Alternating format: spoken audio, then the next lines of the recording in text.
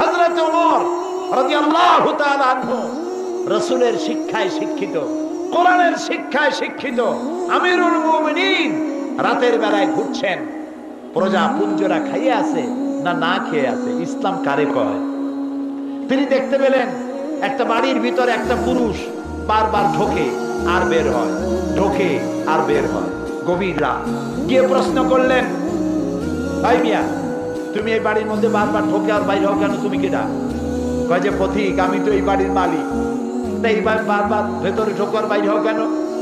বলছে পথিক সে চেনে নাই আমিরুল মুমিনিন। বলছে আমার মতো বিপদে জীবনে কেউ পড়ে নাই। বলি কিরকম?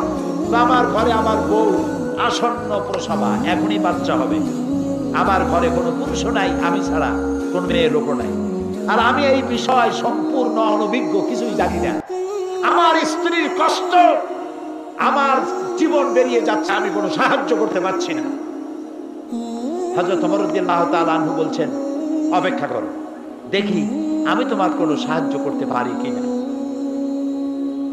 গোটা পৃথিবীর অর্ধেকটা পৃথিবীর প্রেসিডেন্ট খলিফাতুল মুসলিমিন আমিরুল মুমিনিন দৌড় দিলেন। কিছুক্ষণ পরে একটি মেয়ে লোক নিয়ে আসলেন। বাড়িওয়ালাকে বললেন, এখানে দাঁড়াও। মেয়ে লোকটিকে ভিতরে ঢুকাই দিলেন। কিছুক্ষণ পরে সেই মেয়ে লোক এসে আমিরুল মুমিনিনকে ডেকে বললেন, আমিরুল মুমিনিন, এই বাড়ির মালিককে বলেন আল্লাহ তাকে একটি পুত্র সন্তান দান করেছেন।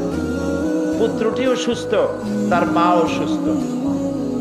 বাড়িওয়ালা তো আমিরুল মুমিনিন নাম শুনিয়া পায়ের তলা থেকে মাটি বসে গেছে। হযরত ওমর আমার জন্য কষ্ট করছে, দৌড়াইছে, কি আশ্চর্য, আমার তো বেয়াদবি হয়ে গেছে। তিনি করজোড়ে ক্ষমা চাইলেন, আমিরুল মুমিনিন, আল্লাহর রাস্তায় আমারে মাফ করে দেন, আপনি আমারে কষ্ট দিছি, আমি আপনাকে কষ্ট দিয়েছি, আমাকে ক্ষমা করুন। আর এই যে মেয়ে লোকটারে নার্স নিয়ে আসছেন, সেবিকা, কিছু টাকা আপনি তাকে দিয়ে দেবেন, এই টাকাগুলো আপনি দেন। হযরত ওমর বলেন, ও আল্লাহর বান্দা, আমার কাছে ক্ষমা চাইও না, আমার কাছে ক্ষমা চাওয়া উল্টা হবে। কারণ তুমি আমার এলাকার ভিতরে বসবাস করো, তোমার এই কষ্টের কথা তুমি জানাবার আগে আমি নিজেই জেনে যে খেদমত দিতে পারি নাই। এজন্য কিয়ামতের দিন ওমরকে আল্লাহর দরবারে তুমি আসামি বানাইও না।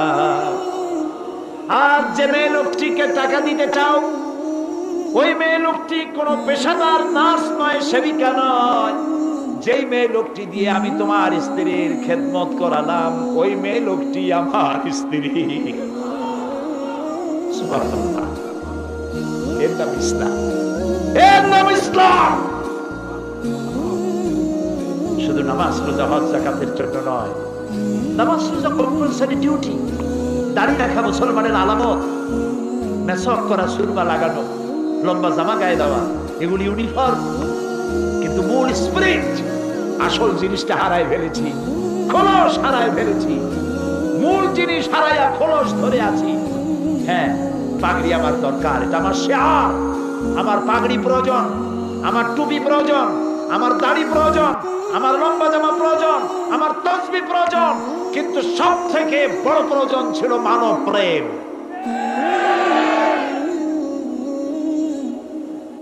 মুসলমান মুসলমানের প্রতি ভালোবাসা, মহব্বত করা, খোঁজ খবর নেওয়া। সে যদি আমার প্রতিবেশীও হয়, সে যদি আমার হিন্দুও হয়, সে যদি খ্রিস্টানও হয়, তার খোঁজ নেওয়া, খবর নেওয়া। অন্য ধর্মের প্রতি অসদাচরণ না করা, এটার নাম ইসলাম।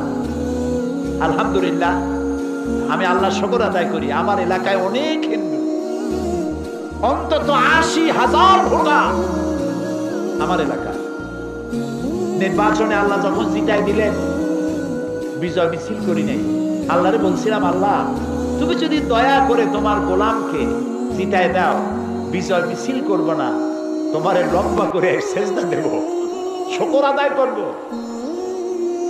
জনসভা করেছি এবং পুলিশকে নির্দেশ দিয়েছি, আমার এলাকায় অনেক হিন্দু আছে, যদি কোনো হিন্দু অত্যাচারিত হয়েছে, কোন হিন্দু রমণী অত্যাচারিত হয়েছে, কোন মন্দিরের উপরে নির্যাতন করা হয়েছে, ভেঙে দেওয়া হয়েছে, যদি পাও যে মুসলমান করবে তাকে ধরে এনে লাইট পোস্টের সাথে বেঁধে 24 ঘন্টা পেটাবে, অন্তত 6 মাসের ভেতরে যেন বাপের নাম তার মনে না আসে।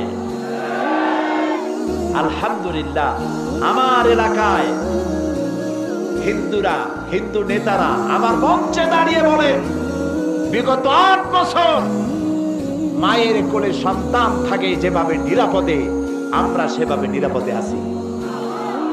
আমি তাদের বক্তব্য শুনে কান্দি আর আল্লাহর সাথে বিনয়ের সাথে সেজদা দেই, মাবুদ এই তো মুসলমানের কাজ, এটা সব জায়গায় হওয়া উচিত। আমার দ্বারা হিন্দু নির্যাতিত হবে না, আমি মুসলমান।